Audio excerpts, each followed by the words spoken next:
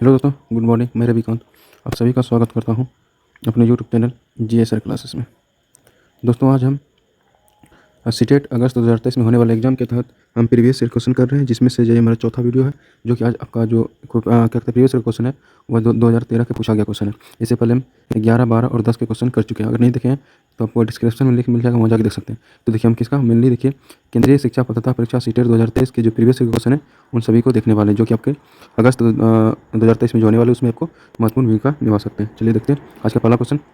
देखिए, आज का पहला क्वेश्चन आपके सामने। देखिए, क्वेश्चन कहता है कि निम्नलिखित में से कौन सी संज्ञात्मक क्रिया दी गई सूचना के विश्लेषण के लिए प्रयोग में लाई जाती है। तो याद रखिएगा, अंतर करना क्या बोलता है। अंतर करना क्रिया जो है वो संज्ञात्मक क्रिया की सूचना के विश्लेषण के लिए प्रयोग में लाई जाती है। देखिए, कहता है किसी भी सूचना के में अंतर करना, वर्गीकरण करना, विभेद करना आदि संज्ञात्मक क्रिया के अंतर्गत ही आते हैं। देखिए, दूसरा नंबर क्वेश्चन।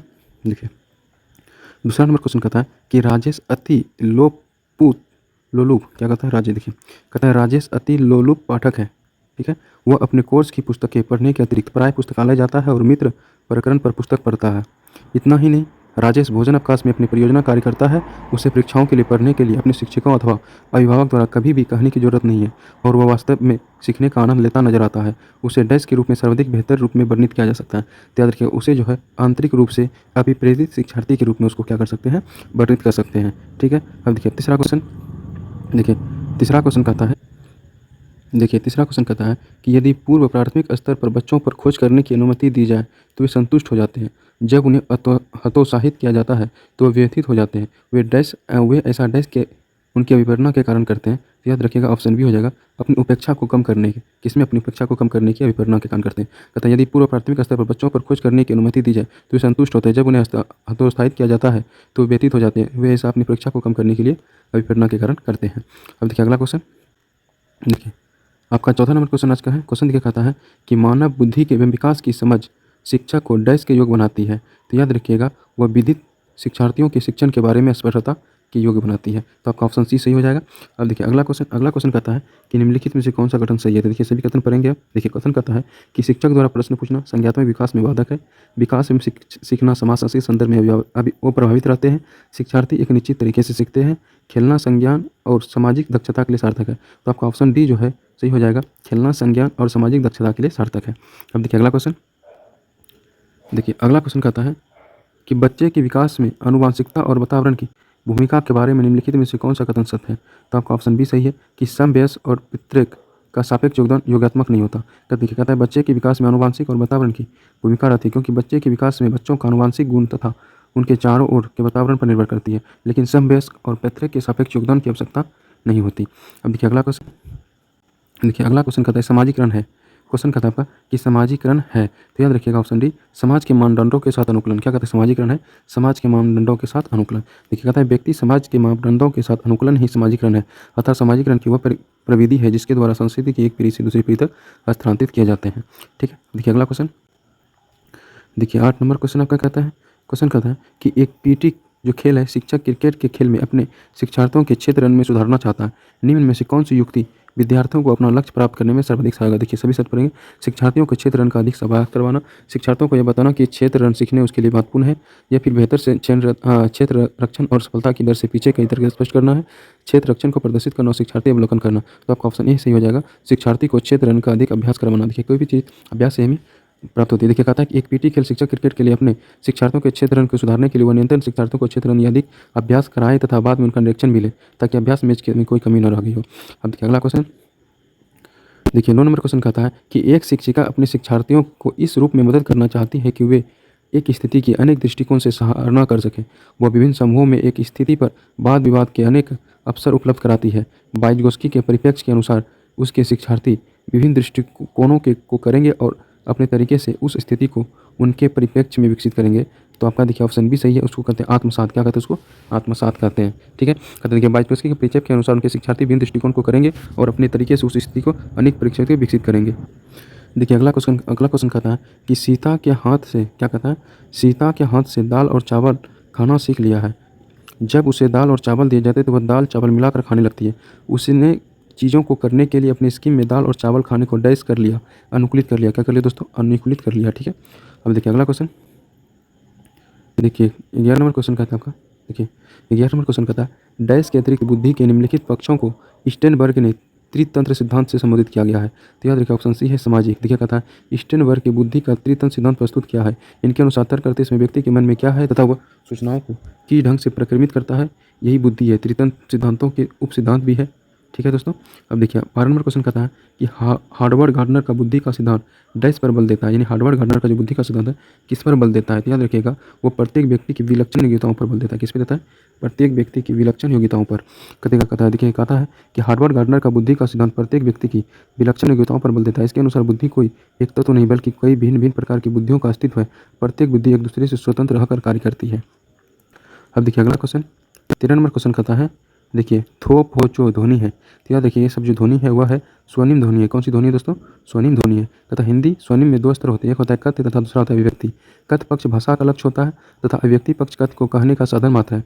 अभिव्यक्ति में दो मूलभूत इकाइयाँ होती है, स्वनिम तथा रूपिम। तो इन दोनों में स्वनिम अपेक्षाकृत अधिक मूलभूत इकाइयाँ थो थो चो क्या है स्वनिम ध्वनियाँ है। अब देखिए अगला क्वेश्चन 14 नंबर क्वेश्चन कहता है आपका क्वेश्चन कहता है कि कक्षा में जेंडर रूढ़िवादिता से बचने के लिए एक शिक्षक को क्या करना चाहिए। तो ऑप्शन बी लड़के लड़कियों को एक साथ अपारंपरिक भूमिकाओं में रखना चाहिए। क्या करना चाहिए? लड़के तथा लड़कियों को एक साथ अपारंपरिक भूमिकाओं में रखना चाहिए। देखिए अगला क्वेश्चन है देखिए 15 नंबर क्वेश्चन कहता है कि विद्यालयों को किसके लिए व्यक्तिगत भिन्नताओं को पूरा करना चाहिए। तो याद रखिए विद्यालयों को किसके लिए व्यक्तिगत भिन्नताओं को पूरा करना चाहिए। तो यह समझने के लिए कि क्योंकि शिक्षार्थी सीखने के योग्य है या फिर अयोग्य। देखिए कहता है कि विद्यालय को समझने के लिए व्यक्तिगत भिन्नताओं को पूरा करना चाहिए क्यों शिक्षार्थी सीखने के योग्य है या फिर नहीं है। देखिए अब अगला क्वेश्चन देखिए 16 नंबर क्वेश्चन कहता है कि शिक्षार्थियों की व्यक्तिगत भिन्नताओं को संबोधित करने के लिए एक विद्यालय किस प्रकार का सहयोग उपलब्ध करवा सकता है। तो याद रखिएगा ऑप्शन बी है बाल केंद्रित पाठ चर्चा का पालन कराना और शिक्षार्थियों को सीखने के अनेक अवसर उपलब्ध कराना। ठीक है। तो देखिए अगला क्वेश्चन है देखिए 17 नंबर क्वेश्चन कहता है कि सतत और व्यापक मूल्यांकन डैश पर बल देता है। तो याद रखिएगा सतत और व्यापक मूल्यांकन जो है वह सीखने को किस प्रकार अवलोकित रिकॉर्ड और सुधार किया जाए इस पर बल देता है। आपका ऑप्शन सी सही है।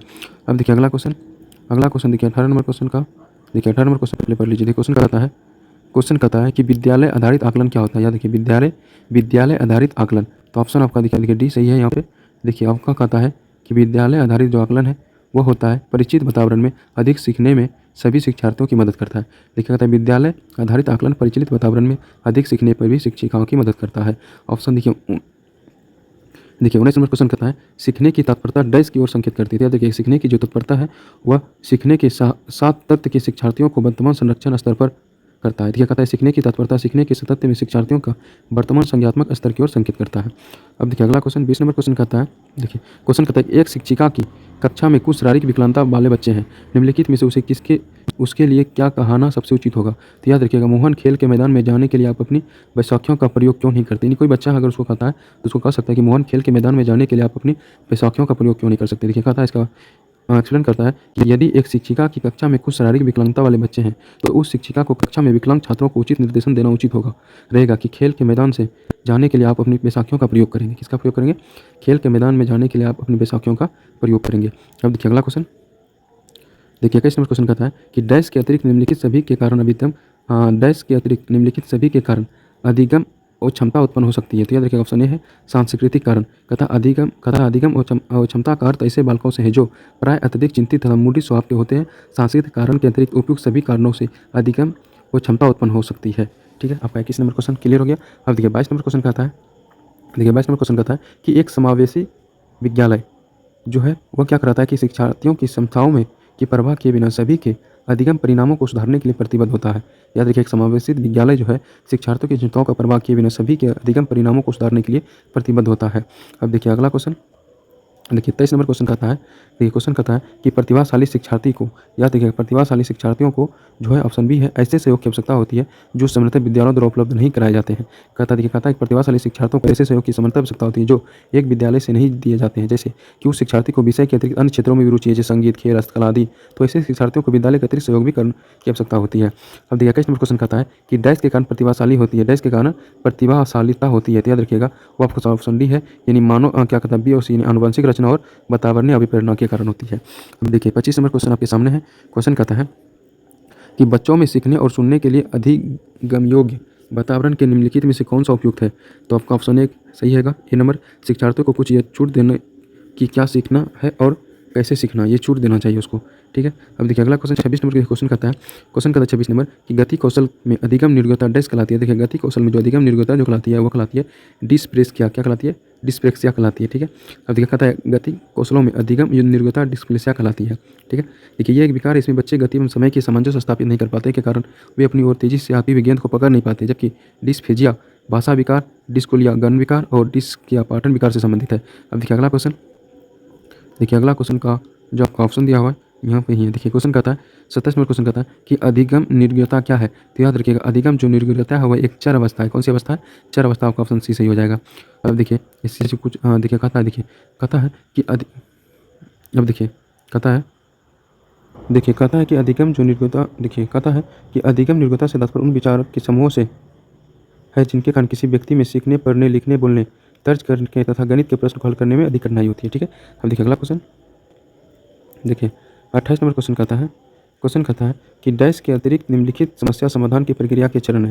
तो याद रखिएगा वह जो है परिणाम की आशा करना के अतिरिक्त निम्नलिखित समस्या समाधान के चरण है, ठीक है। अब देखिए 29 नंबर क्वेश्चन है, कहता है, ये क्वेश्चन कहता है कि एक शिक्षक को, याद रखिएगा एक शिक्षक को जब शिक्षार्थी अपने विचारों को संप्रेषित करने की कोशिश कर रहे हैं तो उन्हें ठीक नहीं करना चाहिए। क्या करना चाहिए? उन्हें ठीक नहीं करना चाहिए। देखिए कहता है कि यदि कोई शिक्षार्थी अपने विचारों को संप्रेषित करने अर्थात उन्हें व्यक्त करने की कोशिश कर रहा है तो शिक्षार्थी को विचारों को व्यक्त करते समय उसे संशोधित नहीं करने, टोकना नहीं चाहिए, ठीक है। देखिए अगला क्वेश्चन कहता है कि सीमा परीक्षा में A+ ग्रेड प्राप्त करने के लिए अति उत्सुक है। जब वो परीक्षा भवन में दाखिला ले होती है तथा परीक्षा प्रारंभ होती है तो वह अत्यधिक नर्वस हो जाती है, उसके पाँव ठंडे पड़ जाते हैं, उसके हृदय की धड़कन बहुत तेज हो जाती है और वो उचित तरीके से उत्तर नहीं दे पाती। इसका मुख्य कारण हो सकता है, तो आपका ऑप्शन ये हो जाएगा, शायद वो अकस्मात संज्ञात्मक आवेग का सामना नहीं कर सकती। क्या हो सकता है कि अकस्मात जो हुआ संवेगात्मक आवेग का सामना नहीं कर सकती है। देखिए अब ठीक है दोस्तों, तो देखिए आया आपका था कुल 30 क्वेश्चन था। क्या कहता है CDP के किसके क्वेश्चन थे दोस्तों? ये टोटल 30 क्वेश्चन थे CDP के, चाइल्ड डेवलपमेंट के थे। इन 30 क्वेश्चन थे जो कि आपके एग्जाम में बहुत हेल्प करेंगे। तो दोस्तों अगर वीडियो अच्छा लगा हो तो GSR क्लासेस को सब्सक्राइब कर लीजिए और वीडियो को लाइक कर दीजिए, हो सके दोस्तों के साथ शेयर कर दीजिए। मिलते हैं अगले वीडियो में। थैंक यू, धन्यवाद।